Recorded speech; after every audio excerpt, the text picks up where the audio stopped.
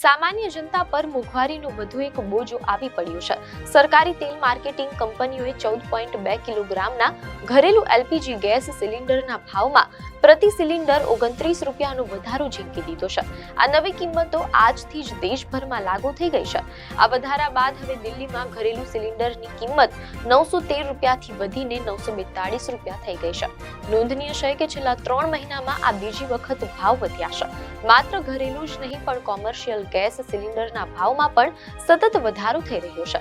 1 મેના રોજ કોમર્શિયલ સિલિન્ડરમાં 993 રૂપિયા અને 1 જૂને વધુ 42 રૂપિયાનો વધારો કરાયો હતો, જેનાથી હોટલ અને રેસ્ટોરન્ટ સંચાલકો મુશ્કેલીમાં મુકાયા છે। બીજી તરફ સરકારે ખાતરી આપી છે કે કિંમતો ભલે વધી હોય પણ દેશમાં ગેસનો પુરવઠો બિલકુલ સામાન્ય છે।